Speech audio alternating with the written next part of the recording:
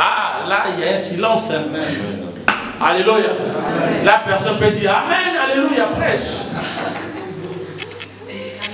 On peut dire, ah, cet homme avait bien commencé, mais il commence par les choses de l'argent. C'est pas un sujet tabou. Alléluia. C'est un sujet tabou dans nos églises. Nos églises francophones, lingalophones, moutubaphones. Ça, ce sont nos églises. Mais dans les églises anglophones, quand tu parles des drachmes, ils ne te diront pas c'est un péché. Parce qu'ils focalisent leur doctrine par rapport à cela. Jésus a dit, laissez-moi s'occuper des affaires de mon peuple. Or, l'affaire en anglais veut dire business. C'est-à-dire, selon les anglophones, en d'autres termes, quand ils disent l'église, ils voient ça dans un terme de business. Parce que c'est vrai, on n'a pas besoin de votre argent. On a besoin de cela, gloire à Dieu, mais on ne vous dit pas cela pas pour vous flatter. Mais on vous dit cela pour que vous soyez plus bénis par rapport à vos attentes. Alléluia. J'ai vu des gens dans la Bible, ils ont donné à Dieu et par rapport à leur façon de faire, Dieu les a visités d'une façon spectaculaire. Amen. C'est-à-dire, tu peux prier, tu peux avoir plus de la foi, tu peux aller plus loin dans la foi que tu es, mais la libéralité aussi c'est important pour les choses de Dieu. La bénédiction qui donne libéralement devient de plus en plus riche. Alléluia. Amen. Alléluia. Amen. J'aimerais attendre vos amens. J'aimerais que quelqu'un peut dire, pasteur prêche. Maman elle dit prêche. Amen.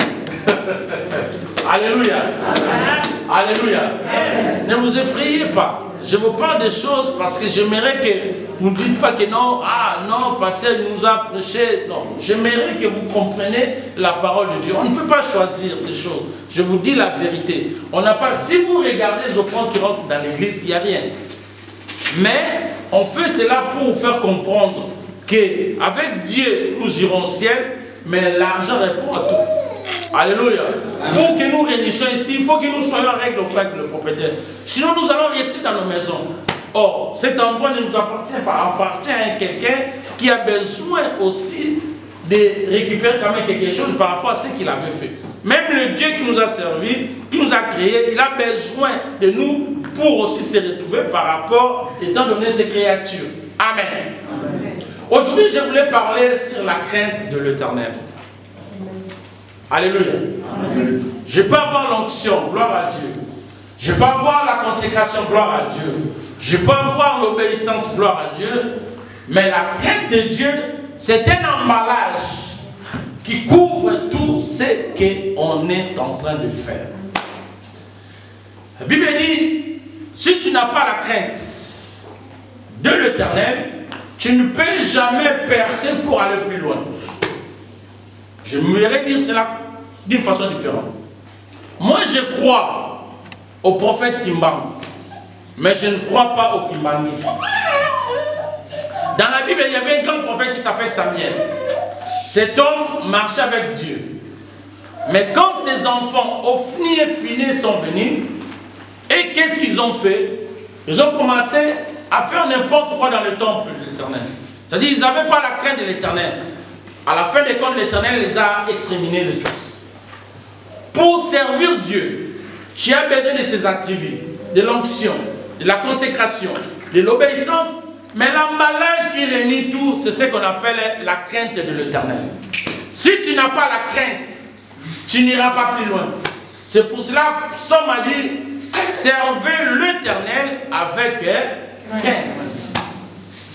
Or, la crainte de l'Éternel, c'est le commencement de la sagesse. Aujourd'hui, il n'y a pas de crainte. Aujourd'hui, les gens deviennent de plus en plus hypocrites. C'est pour ça qu'on a du mal dans nos églises.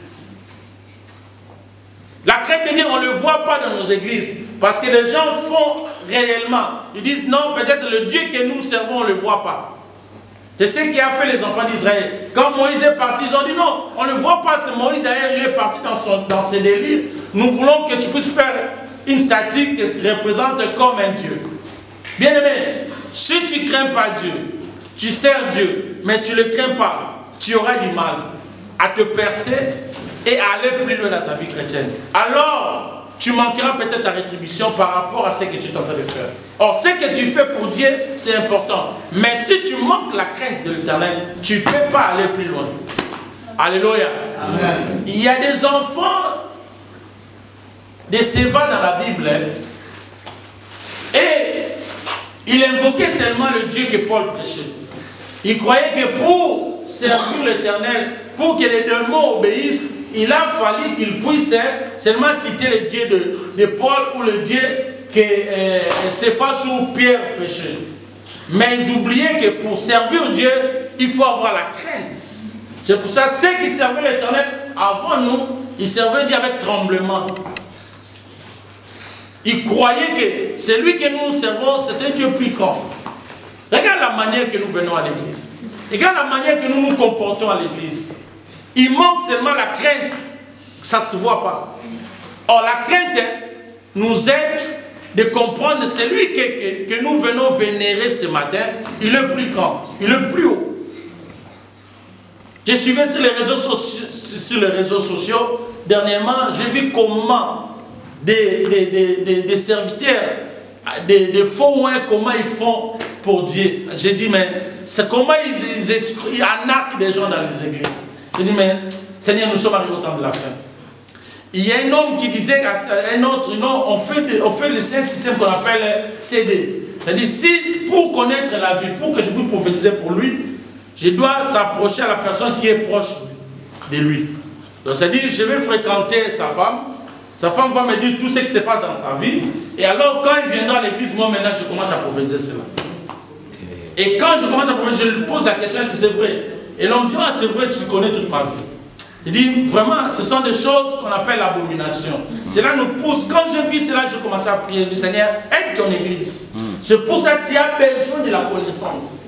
Ils ont dit, il y a des fois, on se lève, on voit quelqu'un qui est plus riche, on vient, on cherche un enfant, on cherche un petit chat, on crée ça dans sa parcelle, et on vient dire, non, on a un problème parce que tout ta tante te dit comme ça, ceci. Et ils ont dit, non, la preuve en est pour te justifier que je te dis, je viens de Dieu, on t'a enterré un chat dans la parcelle. Or, la veille, il était venu, il a mis le chat. J'ai dit, Seigneur, aide ton église. Alléluia. C'est pour ça que Jésus dit, ce n'est pas tout ce qui dit Seigneur, Seigneur. Il peut avoir la Bible, mais il peut mentir avec la Bible. Yes. Il peut avoir la Bible, mais il fait des grigues avec la Bible. C'est pour ça que moi je dis, c'est une honte éternelle. Tu prends la Bible, mais tu fais avec des grigues. Ah, bien aimé, l'Éternel que nous servons, il est lent en colère, mais quand il se lève pour t'exterminer, il va t'exterminer dans un moment comme il le fait. Alléluia. C'est pour ça qu'il ne faut pas donner foi à tout esprit. La Bible déclare. Tu ne peux pas voir quelqu'un. Une grande église, ce n'est pas parce qu'on n'est pas, il y a des chaises vides. Non. Sion, c'est une grande église. Le plus grand bonheur de la vie chrétienne, avoir une promesse dans l'avenir. En d'autres termes, le plus grand bonheur de la vie chrétienne, avoir un rendez-vous dans l'avenir. Or, Sion est grand, a un rendez-vous.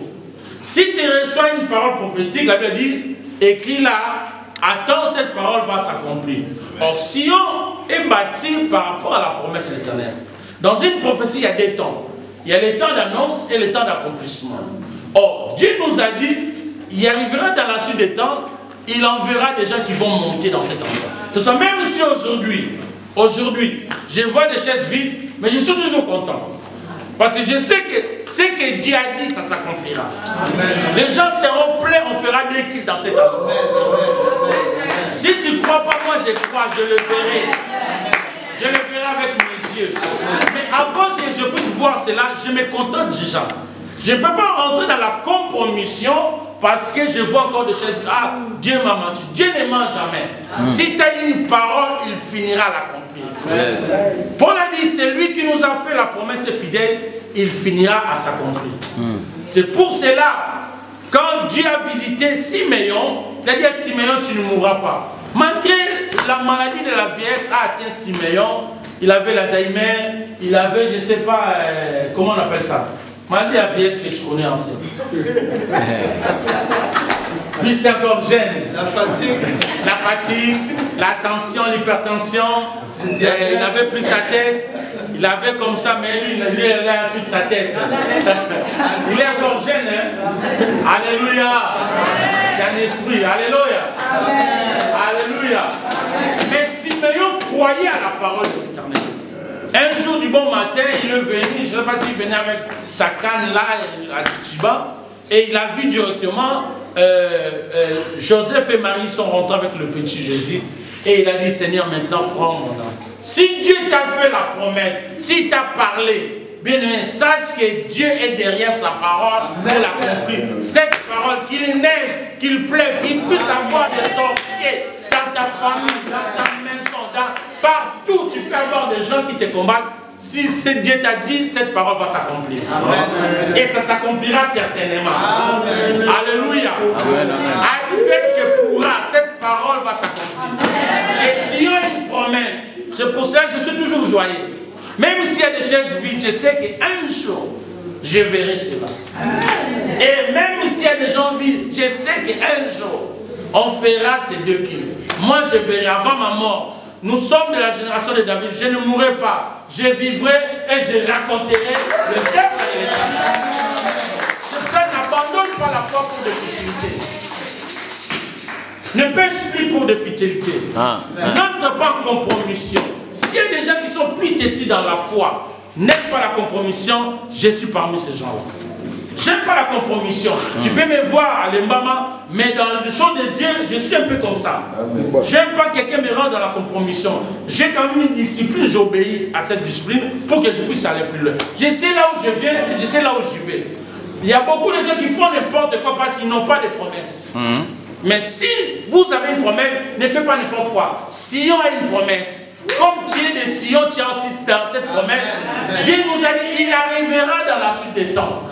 C'est pour ça que j'ai défini le Dieu de Sion l'autre jour. Le Dieu de Sion à Salakanangonga. Même si aujourd'hui tu n'en as pas, sache qu'avant que tu quittes cette terre, tu l'auras, c'est que ton cœur. À moins que tu ne me crois pas, moi je me crois à ta place. Alléluia. Cela me pousse à t'envier. Cela me pousse à te dire, bien aimé, tu vas te révolutionner dans la foi pour comprendre que le Dieu